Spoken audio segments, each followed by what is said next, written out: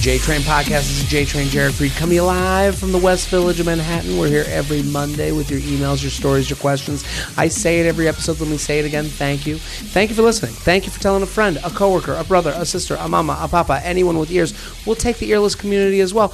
We just love anyone that can get involved with the show. And we're on YouTube. Get subscribed if you want to watch my guests and I talk about your tries and tribs. YouTube.com/Jared Freid. Also, I have all the behind the scenes of my TED Talk. My TED Talk adventure is all up on YouTube. You can watch every single moment that I was walking and waltzing around Reno, Nevada and doing the, and I don't know if the TED Talk's out yet, but we'll see. I don't know what, I did a TED Talk. About what? About dating. But you're single. That's right. Okay. I mean, I do this podcast, but we'll get to this. You. So I did the TED Talk. All the behind the scenes is up there. And listen, tell a friend, a coworker, a brother, a sister. And if you haven't told someone, what are you doing? Send this podcast to the group chat. Let people know. Sing the words of JTrain to your friends and family and coworkers. So we're here every episode. I want to tell you, I'm on the road again. Yeah, buddy, JTrain's on the road again. He's telling funnies in your town. He's saying funsies. JTrain's on the road again. Funsies? I don't know. Funsies, comedy jokes. That's right. Little tales. If you're out there, I'm going to be in San Francisco and LA for You Up Live, Huntsville, Nashville, Springfield, Missouri, Austin, You Up Live, Providence, Rhode Island, Raleigh, Chicago, You Up Live, New York City for You Up Live, Dayton, Irvine, Washington, Albany, jaredfree.com. If you heard your city, if you heard a city that's near you, if you heard a city that a friend lives in, let them know. I want you to come to the show. Bring your pals. We're going to talk about dating and relationships and fun for the whole family. So very excited. When are you going to be in LA? Next week. 2 weeks. 2 weeks. I'm going to But for 12 hours. Oh. Because I'm going straight to Huntsville, Alabama. You know that flight from LA to Huntsville that everyone... That's a thing? No. Didn't think so. How many planes do you have to get on? 2. Nah, that's not. Because I fly to Atlanta and then Atlanta to Huntsville. And then you cut back the other way. Speaking of Atlanta. Hello. Very excited. Our guest today, an OKP of the show, original key player, Dulce Sloan. Thank you for coming on. So fantastic to see you. Thank you for having me. Such a pleasure. You were in London. I was in London shooting a TV show. I have no idea when it's coming out. Yep. Because that's how TV shows work. Yeah, you go tape and then you take all the Instagram stories and people are like, what are you doing? You go, I don't know. I can't tell you. I can't tell you. I can't tell you. It's my favorite thing. I can't tell you. But I was staying there. I got there May 15th and I just got back, what was it, June 10th. Do you ever have a moment when you're in London? Because I performed in London opening for Michelle Wolf, and I remember having a pinch myself moment like, I'm doing work in London. I feel like I'm in a sitcom. It's weird because it's like sometimes when you travel, like I've gone to Australia for a stand-up and like Canada, basically places where white people speak English. It's like... Whites who speak English. Yeah, so it's like Australia, Canada, England. Yeah. So... It was so funny because, like, I just think of everything like, okay, this is work. I'm in another place. But then my mom, when she got there, she was like, pinch me. Because I flew her out because she'd never been before. Of course. Because I've been, like, Scotland twice for Edinburgh. I wasn't doing a show either time. I was just going to hang out. Just went, Just see what everybody was doing and what the whole to-do is about Edinburgh Fringe and why everybody was so pressed about it. But I think, like, the pinch me one was, like, when my mom came. Well, think about how much of a wild experience that is. I was thinking about this. Like, you have a child, okay? You trust that child to do nothing. You literally, from the minute the child's born, you're taking care of it, you're burping it, you're swaddling it. And then it grows up a little, and you're like, okay, you're a little piece of shit. And then you grow up a little more, and you go, oh, they're kind of cool. And then they might have something on my hands here. Might have something here. And then they go off into the big, great world, and they're like, I'm going to do comedy. And then 10 years later, they're flying you out to London for a thing that they're taping. I could imagine your mom's going, I didn't trust this person for shit. Well, my mom is the reason I do comedy. Yeah. because I told my mom when I was probably like 5 or 6 years old that I wanted to be an actor. And she was always on board. I sometimes forget that when people tell their parents, like, I want to be an actor or I want to be like any type of creative thing, that parents are not supportive. Yeah. And I forget about that a lot until like my mom's around like comics. And I remember a comic in particular, she was in the green room when I was performing in a club in Atlanta. And one of the comics was just like, so you support this? And it was like, yeah. And it was just a comic sitting there going, so you like that she does this? And they were like, yeah. Yeah. Because like she is the one that pushed me to do it. Because because one of my little sisters from college, she was working the door at a comedy club. And I would just go up there and hang out, like when I wasn't doing like a play or something like that. And she would let me in for free, so I fucking went. And I met a lot of the comics there, and just talking and having conversations with them. They were like, oh, you should do the open mic. And I was like, no, I don't want to do that. I have no interest in doing that. Yeah. And they're like, what do you mean? You're hanging out. I'm like, bro, I can get in here for free. So I'm just chilling. Yeah. And then one of the comics, Big Kenny, he taught a stand-up class. And so I would see him all the time, and he would invite me to the shows that he was doing. And then every time the comedy class would come up, he'd be like, come take the class. I was like, I don't want to take the class. And it took about 2 years. It was him, and then my mom convinced me to do it. She was like, just take the class. But I hit him up, and I was like, you know, I wasn't working at the time. I was like, I don't have, because by this point I was just calling him Uncle. I was like, I don't have the $300 to take this class. I'm not working right now. Like, that's my whole unemployment job. Yeah. Because I kind of got laid off from a job before that. And he was like, you're supposed to be a comic. I'm not going to charge you for the class. Wow. Are you guys still in touch? Mm-hmm. Yeah. I haven't talked to him recently, but like, he, like anytime anybody asks, I was like, it's Big Kenny Johnson. He's the one that got me into this. But I took the stand-up class, and I graduated from the class like in May of 2009. And then I just been doing stand-up ever since. Well, it's interesting because people say to you, like, did people tell you to do comedy? Did people tell? And you go, and I'm always like, no, it's not really like, I don't think, you know, like no one says to you, that this is a very specific, your experience is very different than most. Like the idea of someone going, you gotta get up there. We gotta hear. Well, because I asked Big Kenny, I was like, why? Because on the other comics, I was like, why do y'all think that I should do this? Because in my mind, I was like, I came up as a theater kid. I took theater, you know, I had graduated from school like 2 years before that with like a theater degree. And I was like, I'm an actor. I did musical theater. I did children's theater, all of this stuff. And I asked Big Kenny one day, and I was like, why do you think I have to do this? He's like, because you know what? He's like, you know how to tell a story. Because I would just be telling them about shit, and it's just all these comics cracking up. And he's like, you know how to tell a story. You know where a punchline is. Yeah. You just have to learn like the joke structure, and you'll be good at it. But like one of my professors in college, who actually came to my graduation like 4 years after I graduated from college, he came to the comedy class graduation. Wow. Because I posted on Facebook, I'm like, hey, I did this comedy class graduation. He came because he told me like my junior year of college. He's like, you should be a stand-up comic, because he had done it like 20 years before. Yeah, like, in, like, the 80s or something. And I was like, nah, dude, I'm good. I'm a theater major. Thanks. Bye. And then he came to that comedy class graduation just to go, I told you. Didn't I tell you? I told you.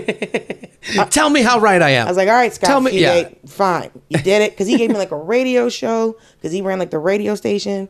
I had like a radio show at school. Like, I just done like a bunch of shit. But he had said it, and I think maybe like in school, I had people like, oh, you're funny. I was like, yeah, thank you. Yeah. But I never thought of it like as a career, because like stand-up scared the shit out of me. Well, the difference between doing a play and doing stand-up is that these are your words. And that's always what I say to people. Yeah. I was like, when you're on stage as a comic, you are yourself, and those are your words. So they're judging you. Right. When you do a play, they're judging, you know, my acting ability. Yeah, and that's someone it. else's story. That, right. You know, and it's this is my interpretation. You know, I get to play for funsies. Right. You know, and that was the thing that scared me so much about comedy, because it was just like I'd never been on stage where it was me and it was my words. Yeah. Because I was in an improv troupe for like 2 years before I started doing stand up. But even when you're doing improv, you're acting. You're playing a character, and you're playing games, and you're with people, and it's also like you got the, you know, there's other people on stage with you, and it's throw out an idea, and it's like, well, that was your idea that Right, it's up. collective with the audience. Like, we're all creating this piece of art right now. It's the lonely game stand-up. But listen, everyone go follow Dulce. She's so funny. I love watching you on stage. I love watching you too. Oh, my God. Thank you. At Dulce Sloan on Instagram. The Daily Show. Hello. Amazing. Love it. We have emails. You ready to get to the emails? Yeah, sure. So, yeah. Oh, hold on. It's Daily Show, Great North on Fox. Great North. And then you're producing a one-woman show. I'm producing a woman show. So Shalay Sharp has a one-woman show called Don't Reach in the Bag about the 6 years she worked at an adult video store in Atlanta. Okay. And it's called Don't Reach in the Bag because when people would return their videos, sometimes there would be love on the tapes. Come on. Really? Yeah. Do you think they did that as like a was men a are just kink? disgusting. Men are just probably. Like it was like a power thing. Probably. I'm gonna get this. Yeah, men are fucking. I mean, men are gross. We have the emails to prove it. And so, but she talks about, and it's you learn about the store and how the store was set up, but it's also what was going on in her life during that time and. The transitions that she was making because she was going from her 20s into her 30s. So.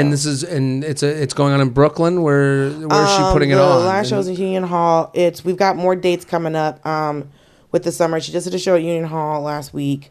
But we're looking at being in Chicago and LA. We were just in Atlanta back in February. So follow Dulce so you have all the dates and all that stuff at Dulce Sloan on Instagram. And follow Don't Reach in the Bag. Don't Reach in the Bag. Is it on Instagram too? Don't Reach in the Bag. There it is. Let's get to the emails. JTrainPodcast@gmail.com. JTrainPodcast@gmail.com. Send in whatever you like. We're getting tons of luxury lounge emails, not as many JTrain emails. Send them in the we want these advice emails. This is Dulce and I are here for you. Yeah, I did a TED Talk, and it's about dating and relationships. Oh goodness! And it's gonna be. I'm sure it's amazing. This is very much this is your wheelhouse. One of my friends, she was asking me for relationship advice, and one day I looked at her and I was like, "What in the history of you knowing me makes you think?" That's why we're here. I know what the fuck I'm doing. Well, we're here to make people feel better that they are going through something because we go, I don't know, here's some ideas. Listen, I can't help you find a good man. Yeah. But I can tell you about a trash ass dude. So 50 paces. That's the thing. Both are important. This one's called I Feel Like I'm Texting an Imaginary Friend. Dear Jared or Jared, an awesome guest. Huge fan, long-time listener. I think I have a situation I need your expert opinion on. I matched with this guy on a dating app. He, 34 male, lives over 2 hours away from me, 31 female. Okay. We mutually decided that since we were so far from each other, we would just get to know each other for now and see where it goes. It has now been 4 weeks and it has not gone anywhere. We have texted each other every day since matching. Most days he texts first. And while some of the combos have been a little flirty, he just kind of feels like a pal that checks in on me every day. It's nice, but I don't know how to nicely say thanks for the how's your day going text, but I have enough friends. He has mentioned going on a date or meeting up sometime soon many times, but has not followed through with making any actual plans. We both work weird jobs and aren't your typical 9-to-5ers. He's a private investigator and I manage a small inn. This is like out of a Hallmark movie. This is the beginning of a Murder, She Wrote episode. You're absolutely right. There's murder in these these words. Yeah. So it's easy to justify not meeting up yet because of our weird work schedules. But as the annoying girls on TikTok say, if he wanted to, he would, ladies. I like him enough that I don't want to end this without meeting in person, but I don't want to demand that he plan a date either. And even in the year of our Lord 2022, I don't think I should be planning a first date. I also don't want to be the girl dropping hints about hoping he picks up on them. I've already invested a month into this and want to see it through, but come on, man. Should I just continue on and hold out for an actual in-person meetup, or should I count this as him not really being interested enough and take my 4 weeks and walk? What do you think, Dulce Sloan? Tell him.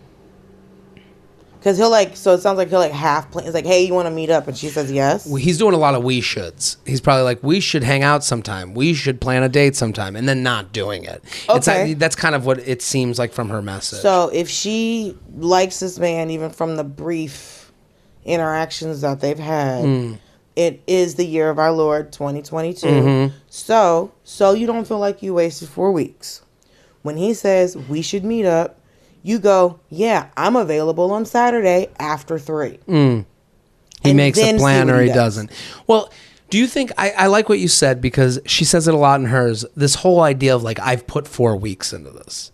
Also, it's 4 fucking weeks. You can walk. It's fine. But that's the thing. Like, I don't understand. I guess I understand, but I don't think, I think if your reason is I've spent 4 weeks on this, and that's the reason you're seeing a guy on a date? No. That's not a reason to date someone. And it's like, I like him, but I'm like, based off of what do you like him?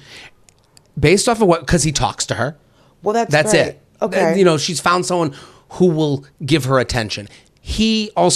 He's getting attention too. Let's not be. We're not trying to come down hard on her. He sends the "How you doing today?" Yeah. She's like, "I'm great." Da da da da da. And then he gets whatever kick of serotonin that is. Yep. But he's a dude on a dating app. So like, I've had guy friends that are just like, they just sit up and go, "How you doing? How you doing? How you doing? How you doing? How you doing?" And there's humans of whatever identity. It's like, all right, new day, let me text all these people. And then you just go through and just say, hey, and just see who responds Some back. people are just on the apps to find someone to text with. You do make people feel alive. Getting a text from anyone is like opening a gift. You don't know you open it up, you find out what's inside. Sometimes it's good, sometimes it's okay. Right. It's something. Here's what I would say to her.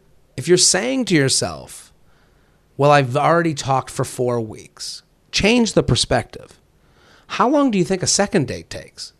How long do you think a third date takes? Right. To me, this 4 weeks, it's his long game. He likes, men love options. Right. You are an option. You're someone that he can plan ahead for because you're 2 hours away. And there's also an excuse to get the fuck out of there. Right. So you can say, it'll be something where it's like, if you're 2 hours away, like, fine, let's meet in the middle. I'll go an hour, you go an hour. Totally. Don't make somebody come 2 hours and one. Wait, no. We'll both meet in the middle. Yeah, all these are excuses. They're all excuses. It's because it's like, well, I don't want to be the girl that, has to drop hints. Don't drop hints. No, there's no hint to drop. There's no hint to drop. He's making it very clear that he is not determined. He's not making a plan. He's not pressed. He's a private investigator. He knows how to find you. He knows how to find you. He knows how to make a plan. He knows how to make a fucking plan. Yeah. He knows how to hide in bushes. He's got disguises. Yeah, he's got cameras. He's got cameras. He's got disguises. Long lenses. Long lenses. Like, this man has various trench coats. Tons of trench coats. Trench coats, what kind of outfits. He's got a blend in. He's got a whole Ben Nye makeup kit to hide like who he is. Like, yes, it is the year of our Lord 2022, but guess what? We all almost died. We all almost died. Yeah. So it's, yes, you have, because the thing is, it's like, okay, have you really invested 4 weeks though? And so I go back to that, and it's like, how much time? You took enough time to write an email, but have you ever messaged him something? Have you ever had a conversation with him that has had these many words in it? Probably not. If the whole total of if all of the words you've had in text messages with him is not longer than this email, then why do you like him? And exactly, she doesn't like him. She's trying to she wants to see the end of the mystery. She's trying to see the end of the tale. And it's interesting to me is she wants heartbreaker love. You don't know this man. She does, but that's the thing. She goes, I need to get to the end of this. Sometimes I'll eat something and I'm not even hungry, but I just have to finish it. And I quit doing that. What's when that? I'm full, I'm full. I wish I was that fucking strong to do that. I can't do that. I'll say that the feeling that discomfort that you get when you keep eating after you're full, think about that. That feeling of discomfort when you know you're like too full, that feeling, if you think about that feeling, that will always stop you from going too far. So this is the same thing. Same thing. It's the same thing. Because the thing is, as women, and one, Sex and the City fucked up a whole generation of women when it came to dating. 2, we as women are taught that the man should be, someone who was interested in you should be showing some type of effort. Sure. But I have stayed in situations with people longer than I wanted to because I was looking for closure from them when the closure I needed I could have gotten from myself. Absolutely. So if you're writing this email, you're already done. It's already over. You're looking for confirmation, not information. Yes. You're sitting up and waiting for us to go, no, girl, dump his ass. You don't need this. Other inspirational things that you hear on the internet. It's not about that. No. You can decide whether or not you are done. Totally. And all she wants, drink with a nice person. That is like, if you bring it down to its smallest form, okay, I want drink with a nice guy. Perfect. What's day 2 in your dream of dreams? Probably another drink with a nice guy. Oh, what's day 3? Maybe dinner with a nice guy. What's day 4? Maybe watching a movie, hanging out, holding hands with a nice guy. Okay, how the fuck is that going to happen when you have 4 weeks before drinks with a nice guy? Right. Ain't going to happen. And also, it's like, have y'all FaceTimed at all? Has he made that effort? Has he made that effort? You're dealing with someone who's not putting in an effort, and you're saying that you care about them. I don't understand where she's coming from.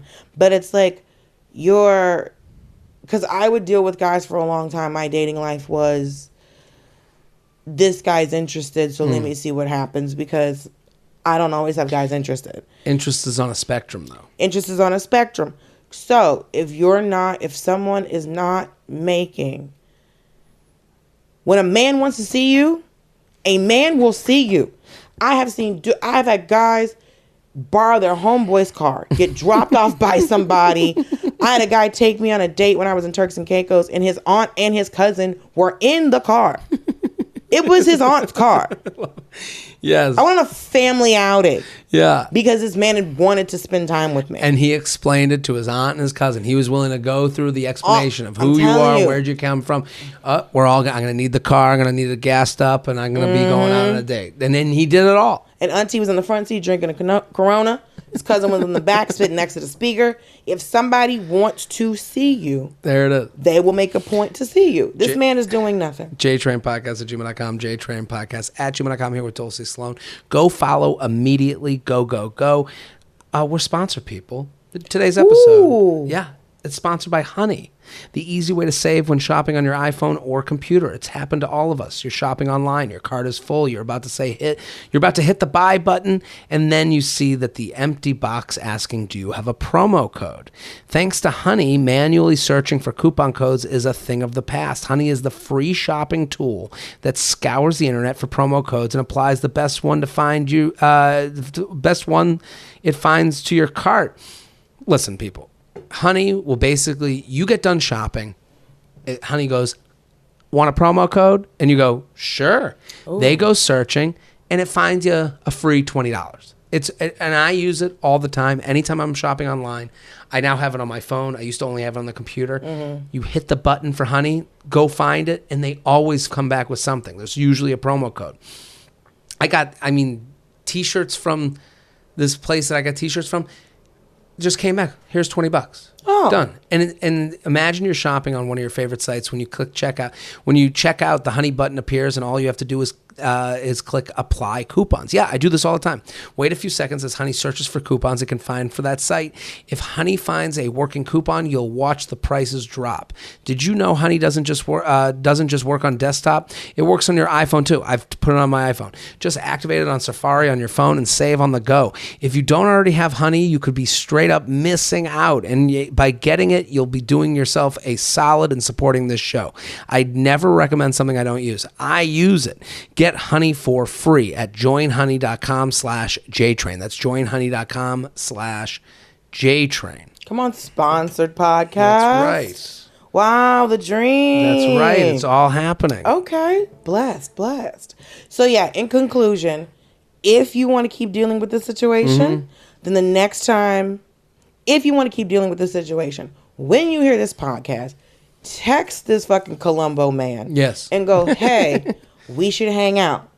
Yeah, you give them all the tools to make the house to make you feel good. Right. Hey, this Saturday, 3 o'clock, I'm down to drive an hour. If you're down to drive an hour, pick a place and I'm down. Right. So and he either does it or he doesn't. Right. So you go, we should hang out. And then if his response is sure, go, hey, I'm available. Boom, boom, boom.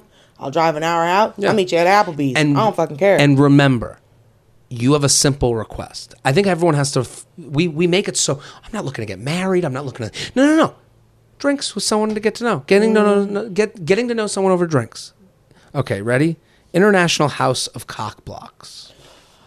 Oh, I have to tell you, one day I have to have my friend Ashley come on because when I was in Edinburgh in 2018, there was this guy who was like just up underneath, like just hanging out. Mm-hmm. And there was this guy who was actually flirting, and he cock blocked me so intensely that when we left that bar and then came to hang out with Ashley Story and Jessica Michelle Shingleton, we started talking about it, and Ashley was like, "Oh, this is cock block court." You brought him to court. Ashley brought him to court. He had to defend himself. I had to present my case. Yeah. And he was found guilty. Yes. And was he apologetic? At first, because there was a point where it was like, okay, we'll see where you're coming from. And then he just flipped. And they just started talking wild shit. And we're like, nope, we were almost on your side. Some people are born cock blockers. Yes. Some people, that's how their personality is to cock block. Right. And what was crazy is that the show he was doing was talking about like toxic masculinity. While cock blocking someone who you have no interest in sleeping with is just an asshole move. It's toxic. And a perfect example of toxic masculinity. I was like, if you don't talk about this in your fucking hour, you're an asshole. But, hey, Jared, love the pod, listen for years. Always excited when a new episode comes out. Let's get into it. 3 years ago, I was living abroad for school, and I dated a guy in my program casually for about a month. Things ended by him because he was moving back home after school and wasn't looking for a relationship. No hard feelings. We talk occasionally, catch up every now and again. He even planned a visit to my city and stayed with me in April 2020, but obviously that got canceled. Or he even planned a visit to my city and a stay with me in April 2020, but obviously that got canceled. This year, I was pseudo planning a solo trip, and mutual friends of ours told him. So he DM'd me and suggested I come visit him in his city and offered to let me stay with him. Once the planning started, I did plan on going to his city, but 2 of my friends now had free time in their schedule and wanted to join, so my solo trip became a group trip. With +2, it made more sense to stay at a hotel, especially because I wasn't sure if he was still interested or not. He broke up with me after all. He seemed cool with this and still offered to show us around the city, and he even picked me and one friend up from the airport pretty late at night, which I wasn't really expecting, but was a nice gesture. Every night we were in town, he texted to meet up, but I always had 2 friends in tow. My friends weren't really into going out and wanted to go to bed before I did, and we had 1 hotel key between the 3 of us. What? Well, that's all crazy. No, when they wanted to leave, I felt obligated to leave. The one night I did stay out a bit, he asked me about dating apps, if I'm dating anyone, etc., and said he wasn't dating anyone right now, but the conversation kind of ended there. My friend texted me to come home soon or else I'd be locked out, LOL. All right, who are these friends you want to know? First of all, if you're staying in a hotel, everyone gets a key. Everyone gets a key. Just go to the front desk and be like, hey, I'm in this room. I'm on the room. Yeah. I need a key. He didn't really seem to make a move, but since the trip, he's texted me asking me if I wanted to do a road trip with him later in the summer. He even mentioned that he potentially wants to do an extended 3-month vacation in the city I currently live in the U.S. Our relationship is baseline flirty, I'd say, and other people always comment on a quote-unquote vibe. But what gives? Was he nervous to make a move because I was with friends, or does he genuinely just want to be pals with me? If he does actually move to my city for an extended vacation, should I say something? What do you think, Dulce? First of all, your friends are trash. Yeah, your friends didn't really help you out at all to have a fun vacation. I've had friends do this where it's just like, oh, we're going to go out. It's like, oh, I'm tired. I'm just like, because I also think like when you're in your 20s, you feel like that you and your friends have to do everything together. You got to move as like a pod. Yeah, the move as a pod. We are a unit. We are all strapped together like toddlers. Mm-hmm. And then I think once you get in like your like mid 30s to like late 30s, you're like, you go to bed. Yeah. And I'm going to do whatever the fuck I'm doing. I stay out. I'm going to be I'm going to make my night. I'm having my night. Yeah. Also, you met this man. Mm-hmm. He came and picked us up from the airport. Mm-hmm. Why are you not helping me? Yeah, why aren't you propping me up? Why aren't you propping me up? Yeah. Why aren't you just like, well, we have a room, but you go, here's the key. You go do your thing. Like, come with us to the room. There's only one key. Come with us to the room, and then we'll give you the key, and then you go on about your life. Like, this one key thing could have been handled. Also, easily. Like, if she'd have stayed out at his place in the morning, she could have just come back. Well, I think she was also looking for assurance from him. So I think that's a big part of it. And he never gave. And it. he never gave He it. never gave a big, strong pull. So there's your friend's not really helping. You have this guy that's not really doing much to like convince you to kind of like get away from the friends. Right. You know, so it's a bad match for the whole thing. It's a bad all mix. around you're having a bad time. Yeah. All around he is a ding dong. Your friends are idiots. Because it's like, if your friends aren't down to help you, like I've always seen this with people, I'm just like, well, why are you not helping your friend get laid? Like I thought that was the whole point. Yeah. And like, unless you're just someone that's just like shady. Like, also, how close are you with your friends?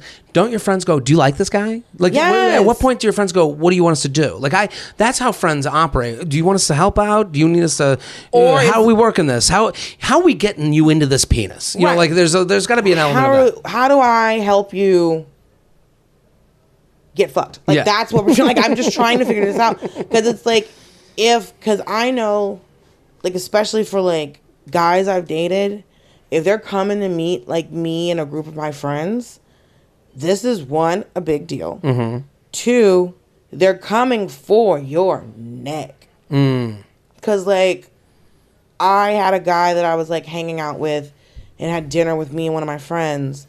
And my friend was like, and I don't even see this friend this often. We haven't seen in a while. And he was like, are you nice to her? Oh, the friends are coming for your neck. Yeah, my friends are coming for your neck. Yeah, they want to know like, how you treating her. Are you how doing you treating good? her? Yeah.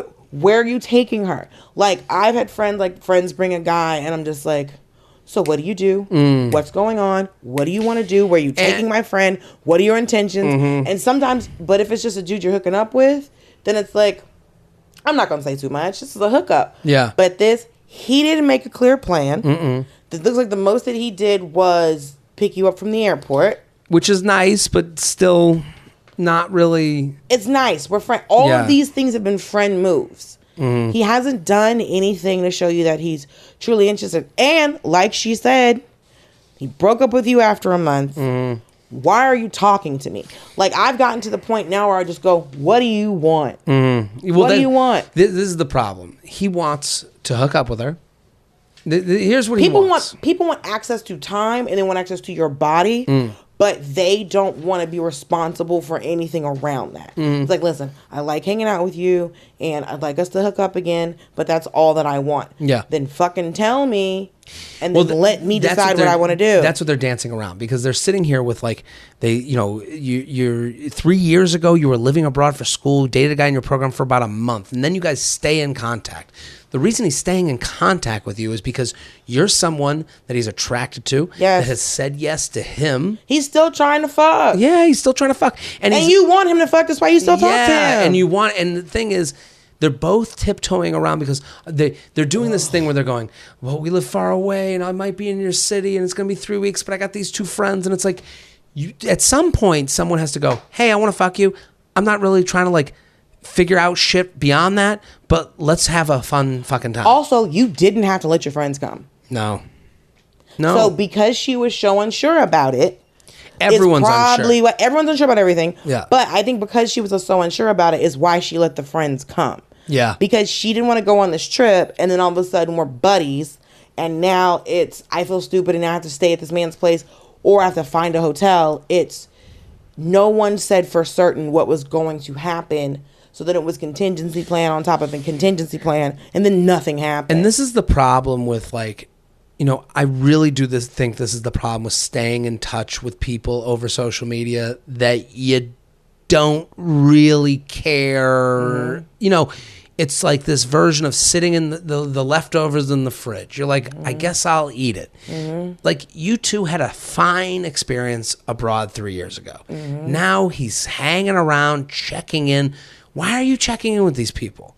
He's checking in with you because he's attracted to you and he knows you're attracted to him. Right. So it feels good to get attention from you. Right. The problem is you two don't care enough about one another to really even make a hard move. Yes. So now you've got this person that's just been around for years and years and years, and you go, I should have let this go. I should have stopped with this. And it's like, what do you need? You probably both need to get fucked. And they probably both need to, like, move on from this and never do it again. Oh, that when I started, like, I would have guys just want to, like, hit me up or just want to string me along. Like, when I think, like, I eventually, it's probably like a couple years ago when I just started going, what do you want? What's the deal? What's up? What's going on here? You text me just to say hey. I need more male friends like I need a hole in the head. Yeah. I'm a female comic. I'm surrounded by dudes I cannot sleep with. Yeah. You included. So it's like, because I know you respect me too much. But anyway. Too much respect. Ah, fuck you. I'm so tired of this nonsense.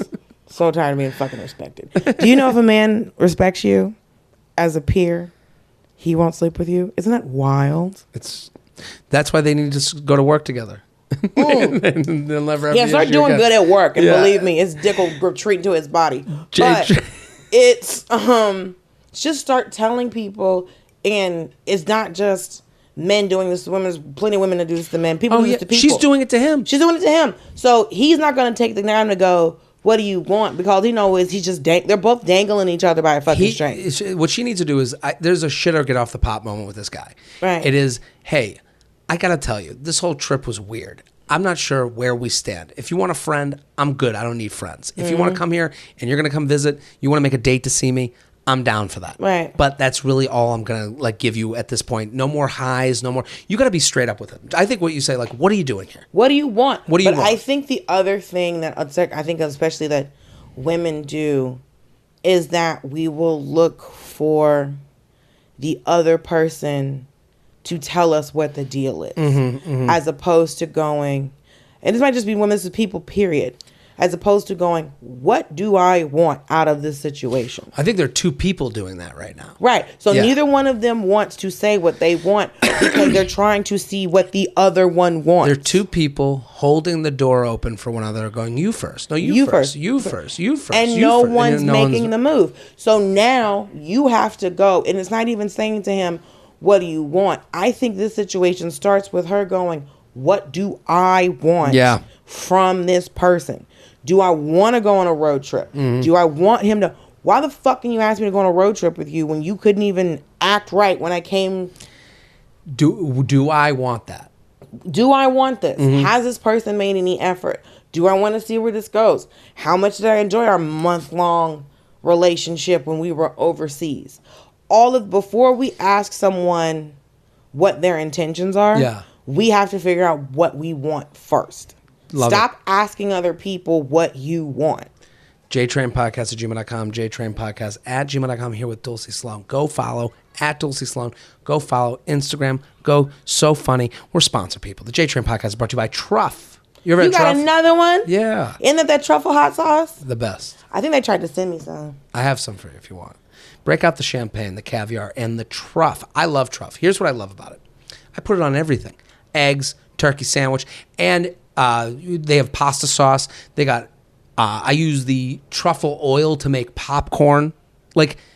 I'm swimming in truff. And what it does is it adds a dab of fab to the thing you're eating. Classy, so it takes something that was just normal before and makes it fabulous. Truff is hot sauce with an edge. It all started with two college friends named Nick who disrupted the hot sauce industry with their social media skills and genius move to slip some truffles in there.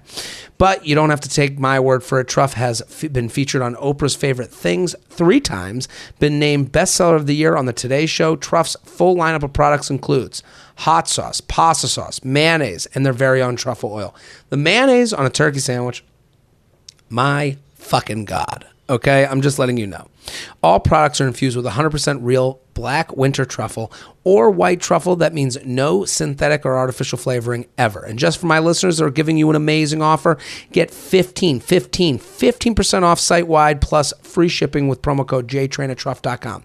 That's 15% off everything at Truff, Truff, F as in fire, Truff.com, promo code JTrain. Here with Dulce Sloan. Dating in another language country with big economic differences. Are we eating after this? I can't. Why? I got to do a fucking interview. For what? We're doing a show in Boston tomorrow. You up? So we're not getting food after. I can't. I'm sorry. It's okay. Go on. I wish.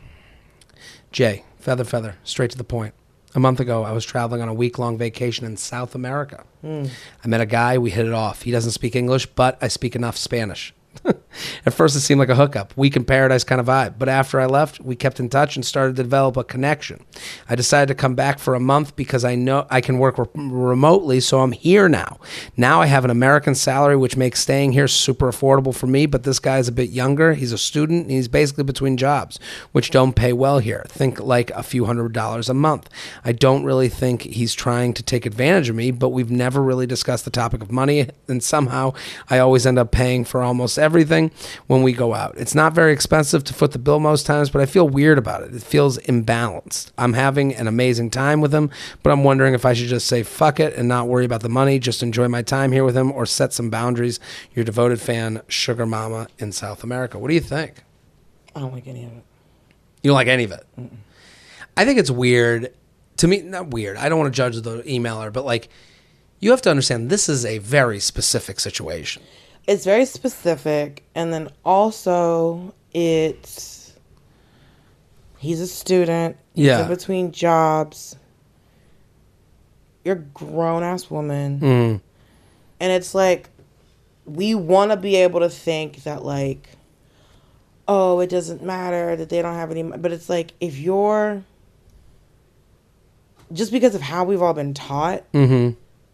as a woman, if you're paying for it, like, if that's what you like to do, Mm-hmm. then that's what you like to do. Totally. But I think there's situations where, like, when you're dating someone or what, like, a hookup is a hookup, whatever. Mm-hmm. There's a guy I hooked up with for 8 years. We only had like 2 or 3 meals together, Mm-hmm. maybe, because that wasn't what we were up to. But it's like, if you're back down there, that's great. You can work remote, that's fun. You know, rather be in a tropical or wherever location than sitting in cold ass America. But it's just, like, obviously, I like what you said. I like what you said. Sorry to interrupt, but I think I want to point out something you said. That's not what we were up to. This woman is taking this connection and finding out it's not the romantic South American dream, we're getting married and running off together. It's not that. No. You're having some hot sex in South America with a guy, and yeah, you're footing the bill because they're still in college and they're between jobs. Like, that's what it is. That's it. And maybe for a half a second, because we all do this, we imagine, what could this be? Maybe this is my next husband or wife, or maybe this is our romantic start to our beautiful story. Sometimes the story is just two people who fuck. Yes. And I think you are trying to make this more important than it is. Now, what you said is so right. You could be like, wow, this was so hot. I moved down here. I'm making a great salary. We're going out. We're having hot nights. And then you're going, I kind of like when a guy takes me out. Yeah. Oh, this ain't the guy that's going to do it. This ain't the guy. That ain't the guy, but it's okay. You're not that woman. You're not that woman. You're not that woman who's okay with paying the foot in the bill and I got this, it's on your sugar mama. For some, that's okay. For you, it is not. You're finding that out through having an experience. Mm-hmm. We are so used to Googling a thing to make sure that it's the right thing for us that we are so uncomfortable with going through an experience, finding out our taste, and then having to deal with that. That's what this email is all about. You're finding out your taste.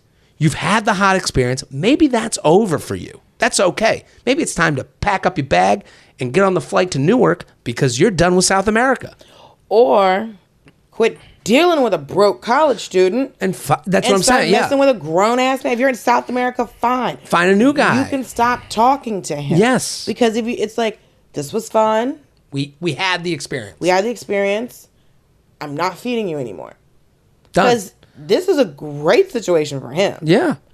But if this is not something that is making you happy, you're done with it. You're done with it. And it's so interesting because she writes in her, and it is funny because, like, I think this is ingrained in us. You don't want to, and especially for women, it sounds like this is like, she needs it to be more important so she's not just fucking a dude in South America. But I think But let it just be that. Yeah, because, like, I was hooking up with a guy, the guy I hooked up with for years, and there were so many times I would hear men say, well, you know, women can't hook up without a guy without getting emotionally attached. And I was like, okay, first of all, that's what you think. That's what you want us to do. Sure. You want us to be pressed. But I can promise you, When we stopped seeing each other because I moved to LA, he was upset that I left. And I was like, we've only eaten together twice. And one of those times was at the Waffle House. And the other time it was just pizza at your house. So it's like, but I guess it was for so long that he started developing feelings. Of course. And then this other guy I was hooking up with, like, I was like, why is no one sticking to this contract we've decided on? Well, because it's a moving, like, even it's a moving fluid thing. Right. So it's just like, for me, it's, if this is what we're doing, because there was a moment where I'm just like, well, maybe this could turn into something else. And then it was like, and then we talked about it and it was like, no. So a couple years in, we talked about it. It was like, this kind of works for us. Yeah. And then that was it. And then years later, he's like, I love you. And I was like, what happened? So it's for me, and like this other guy, the same thing happened. I'm just like, all we're doing is hooking up. And so for me, I disassociate because it's like, we're not dating. You're not someone that I could date. You're not someone I could be in a relationship with because of whatever situation you have going on. So in all these situations, if I'm just hooking up with somebody, that means that it's already been decided that we can't date, that we can't be together. So we're just having sex. Well, why is everybody confused? Well, that's the thing. She is confused about her own situation in the way that guy's confused. Yeah. Because he's going, well, maybe it could, maybe it can't. Oh, it won't be. Oh, maybe it is. And that's what she's doing. And it's like, you need to come to the conclusion on your own. On your own. That you go, oh, and it's not, we have to stop making good or bad. It's not good or bad person. It's just what it is. You went down there. You took a shot. You thought in your wildest dreams, this could be my romantic love affair. Or it could really just be some guy I fucked in South America. And you're feeding a college student now. Yeah, well, that's it. So it's like, and you don't like it. That's okay. You don't like it. You don't like that you're taking... Because, like, I'm not somebody that wants to take care of a grown man. No. I'm not that but person. some people get off that. You don't know. Some women are absolutely fine being, the provider in the situation.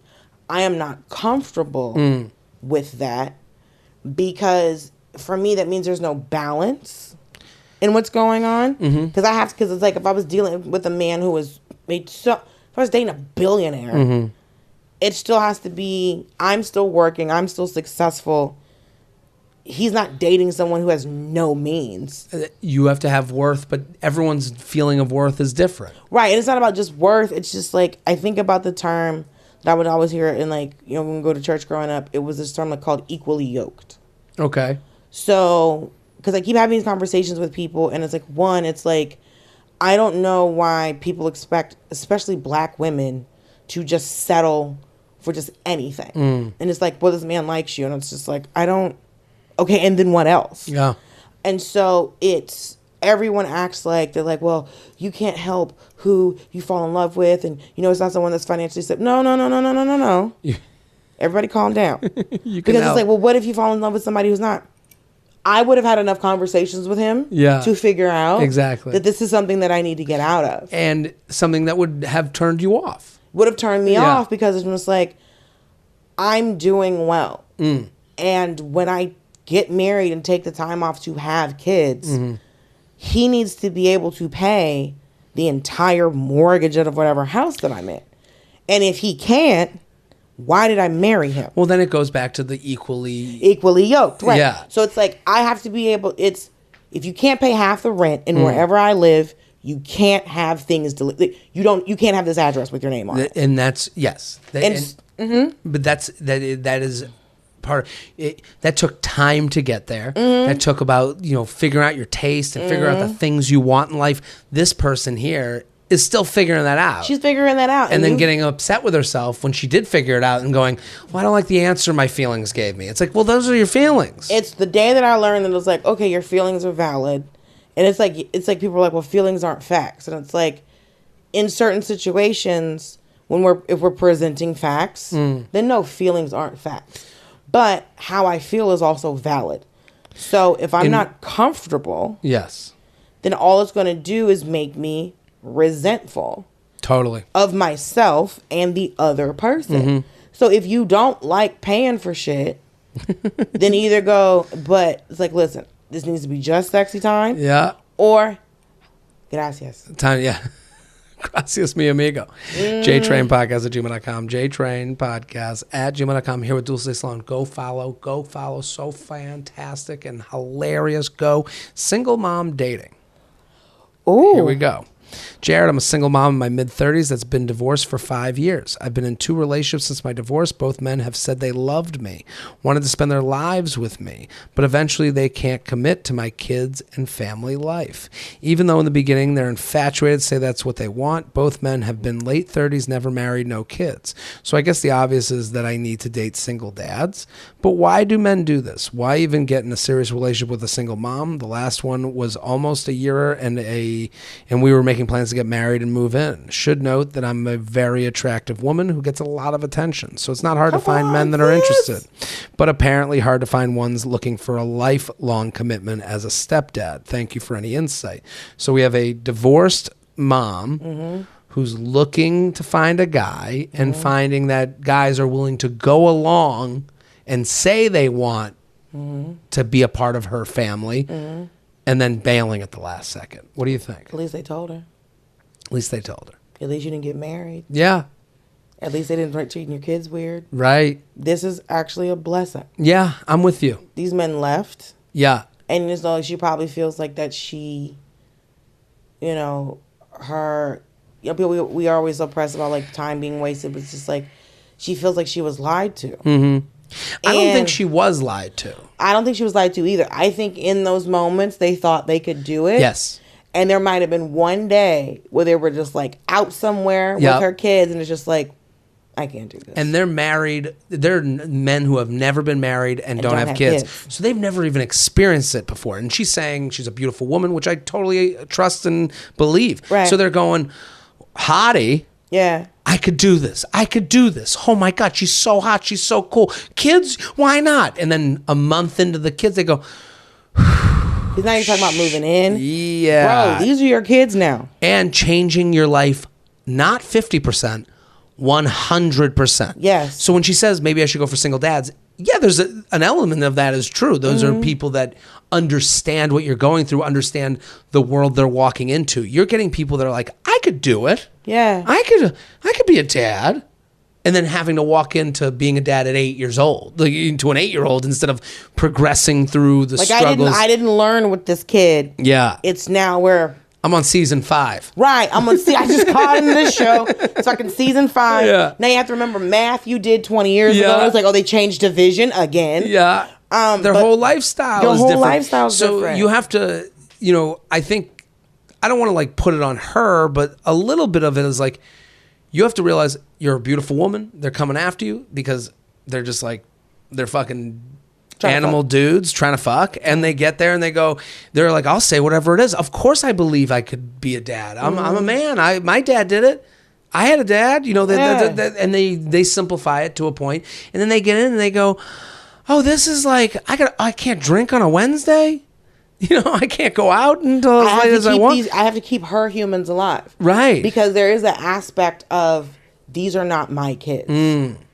So now because the thing is, you're not just marrying her. Marrying the whole situation. Right. Like when my cousin got engaged, the guy also proposed to her daughter. And was just like, I want to be your dad. You see what I'm saying? So it's like, there's an aspect, like, you didn't just marry me. No. I have these are my children. I have custody of these children. Whether it's full time or split, you're there. And I don't know how she's presenting the stakes. We have to, I think if she's minimizing it or again, I'm not a single dad. I'm not a single mom. And I don't know what it's like to introduce kids to a new person. I would imagine that's a very high stakes operation. You have to, and the kids have to deal with that. And who's this new guy and what's going on? I'm sure she's taking it very seriously, but I think when you're with someone a year and they've never been around that world, you're going to find that these guys are going to go, this is more than I thought it would be. Right. Like my mom said that when she would date guy, she'd meet a guy, she sometimes would tell some guys that she didn't have any kids. Only because, just in the truth of the matter, some men go after women with children. Really? Because they will always have a home. Interesting. There's always a home life, It's and steady. there's always food. I never thought of it that way. Feed these kids. Yeah, That's my mom. There'll be all fruit roll-ups all the time. And listen, I don't care how many Lunchables I gotta eat, but I ate today. You see what I'm saying? I get it. Yeah. So my mom was like, there are guys that go after women with children, and then there's the other like awful reasons that some men go after women with children. You can be preying upon the children. Sure. Because my mom was saying to me one day, she's like, when she was growing up, you had to worry about, your boyfriend messing with your daughter. And then now there's more stuff is coming to light. Now you got to worry about them also messing with your son. Hey. So that was the thing that my mom was always worried about. Of course. I mean, literally, how many things can you worry about? And it's like, to add that in is... To add this in, so it's like, I don't know this. It's like, okay, I dated this man for a year, 2 years. I don't know what his long... So it's like, you're adding a person into your house. You're adding someone into your life. You're adding someone into your kid's life. Then their family. Because it's like, I know kids who were stepchildren. The step-parents' family didn't want to be involved because those weren't biological children. Right. And it's so much... So it's all of that shit, but it's like it's like the same thing for me where I'm like, because I was talking to my because me and my manager are like friends, and I was talking to him one day, and he said you should date someone who is like entertainment adjacent. Okay. So like an agent, a man, someone who understands the world, not in the world. Right. Because like for me, it wasn't. I mean, I wouldn't give a shit, but. It's because when it comes to dating, it's men get... Because I was talking to another comic about it, and he was just like, well, why don't you just get married? I said, first, I'm going to punch you in the fucking throat. If it was that easy, I would have done it. I will murder you. Yeah. Second, I said, you have to understand, me being on TV is intimidating to men. Yeah, okay. Me being a stand-up comic is very intimidating to men. Like, think about how many female comics that you know that are in relationships. It's not a lot. Because it's hard. Because you have to deal with men always being told that they're the funny ones. So then they have to get over that. Then it's either them not wanting to talk about them on stage or them wanting to talk about them on stage. Both equally bad. Both equally annoying. I had a guy that I was talking to one time, and I met him on like a dating app. And we were like FaceTiming. I was like cooking. And this idiot looked me in my face and was like, first of all, he wouldn't stop asking me about Trevor, which was gross. And then he was like, well, I bet I'm funnier than most of your friends. And I was like, my friends have specials. Do you have a special? Are your friends touring internationally? Especially men, like a lot of our egos built off of like funny and like women say, what do you want? Funny guy. So it's like a lot of men, like their whole attitude is like, get me in the room with them, I'll show them what I got, right? Like every guy thinks he can do this again, but it's like, remember that it was like Serena Williams and I think the other was it Billie Jean King had to do the same thing where it was just like just regular ass men just thought they could beat her at tennis. And I think it's like people like Serena. I can't remember if it was Serena or Venus, but I believe it was Serena. She was like, okay, and she did the same thing, and these dudes were just getting whooped. And like she's so good, and she's like, I've won Wimbledon 1,000 times. Even the idea of like we should play is insulting.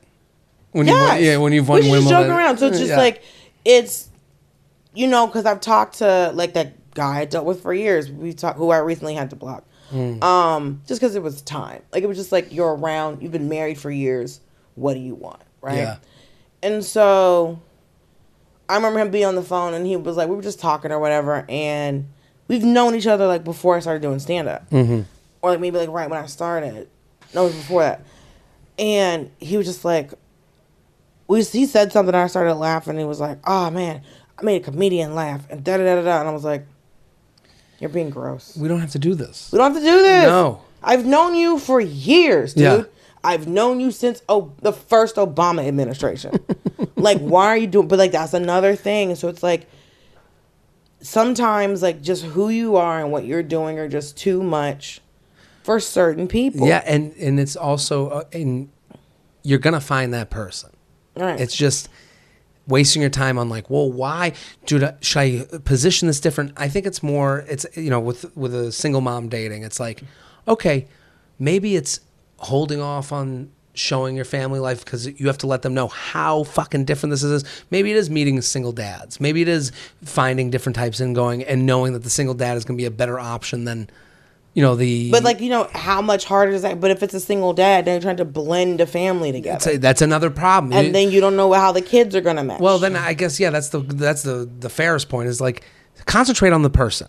Concentrate on the person, but also it's like people are like, well, I just wanted to wait because I didn't used to always tell guys that I was a comic.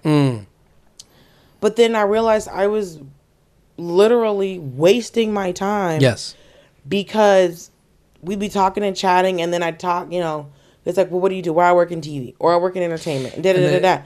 And then it breaks down to what I really do, and then they start acting fucking weird. And you're like, I'd rather have this weird happen early. I'd rather tell you straight off the gate than have to deal with this. But for her, there are men who have never been married and don't have kids that would be perfectly fine becoming stepfathers. Yes. It's those two men did not want that for themselves. Yeah. Which ended up being a blessing for you and your children. And you got out earlier than you even... You didn't pay for a wedding. You don't have to pay for a divorce lawyer. You don't have to do any of those things.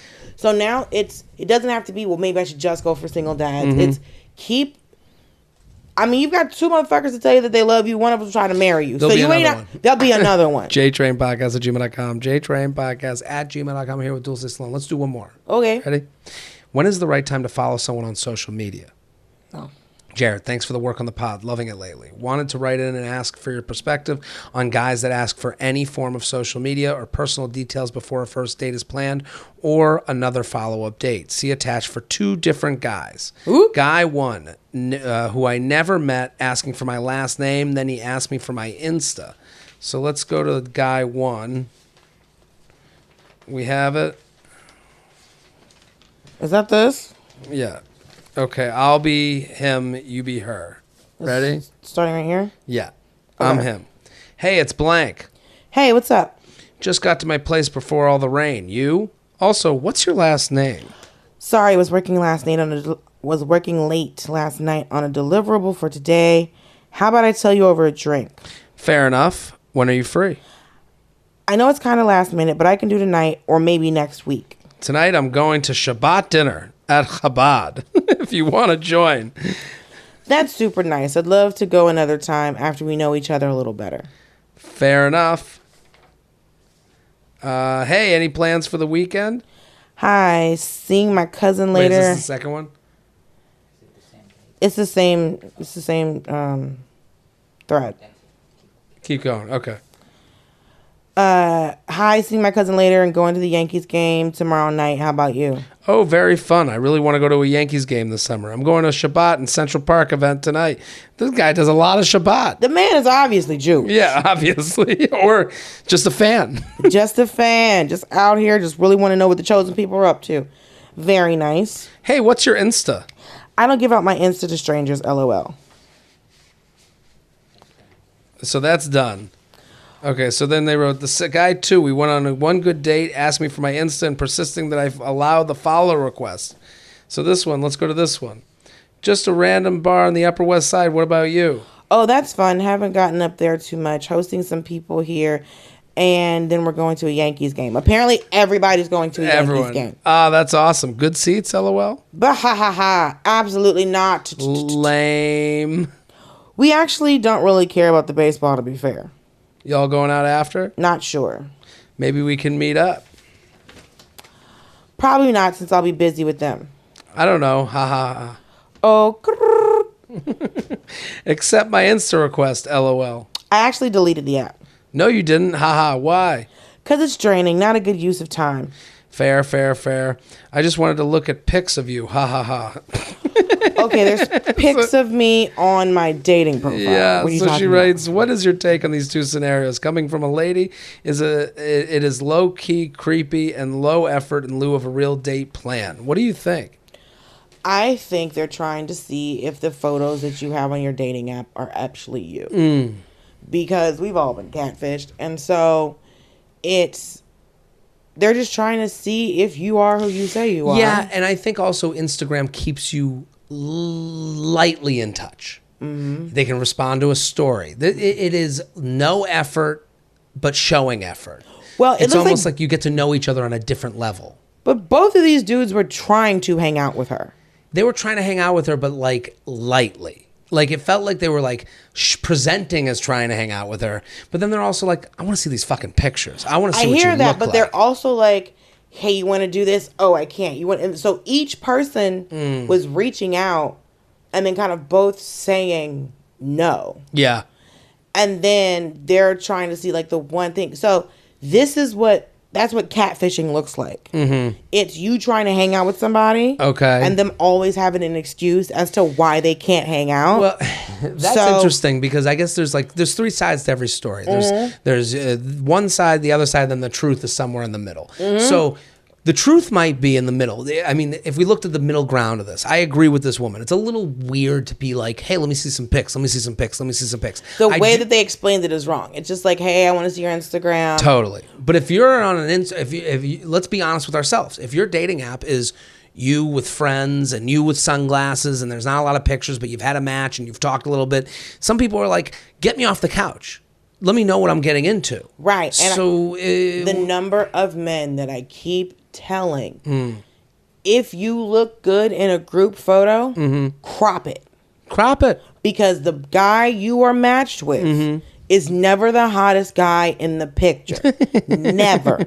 Never, never, never. So they'll post like multiple group pictures and then I have to follow the fucking trail. It's like, okay, that's the guy so these two guys are both in these. So now I have to figure out whose fucking profile this is. Well, that's the thing. This woman needs to make her profile so good as far as showing who she is. That's not what it is. It's they just want to see pictures. It's like all this. They just want to look at it. That's all they want out of it. That's all. It's like they not even a date. I mean, they obviously want to hang out with her. They seem like it. But it's because she said, hey, can I have your last name? And it's just like, oh, I'll tell you over a drink. Yeah. And then he should have planned a date. And then here's the drink. And then here's the drink. And now they're talking Yankee game. Right. And then while we're on the date, I can give you my Instagram. But the guy that's just like, oh, I just want to look at, like, I don't think men know how sometimes how creepy they can come off. No, because on our end, there's no chance of murder. No. You know, like we don't go on a date going, well, maybe this person's going to attack me. We don't have that in our thought process. Have you ever seen Grindr? The app? I've never seen it. So on Grindr, there is I was sitting at a show that was at a barbecue place in Atlanta with one of my friends, and he was on Grindr, and this guy that he had matched with said he was 17 feet away from him. Scary. And of course we're looking around, but then we realized that we were like, we were in this restaurant, but it's one of those mixed use places, so there was like apartments above it. So I was like, oh, we couldn't see him. I was like, he's probably right above us. he's in the attic. Right, he's upstairs. But it's like, because somebody he was in the house the whole time. Yeah. Right. So I was like, I was at the cellar, and like one of the guys was on Grindr, and he was talking about it, and this other like straight male comic was like, well, why doesn't like Tinder do that?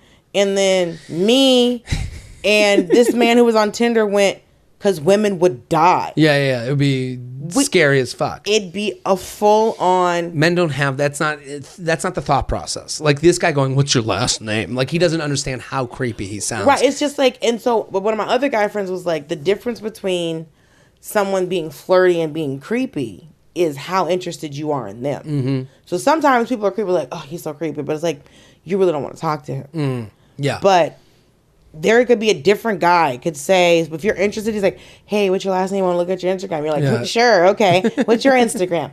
So it's like you're not 100% on board with this man. Sure. So now it's creepy. Yeah. So I've been in situations where I'm just like, this dude's creepy. But it's just like, or what really fucks you up is when you're all nice and flirty or whatever, and then they get creepy Later in the game. Yeah. So it's like we've gone out like maybe like once, or they get the weirdest is when they get creepy on the date, and you're like, oh.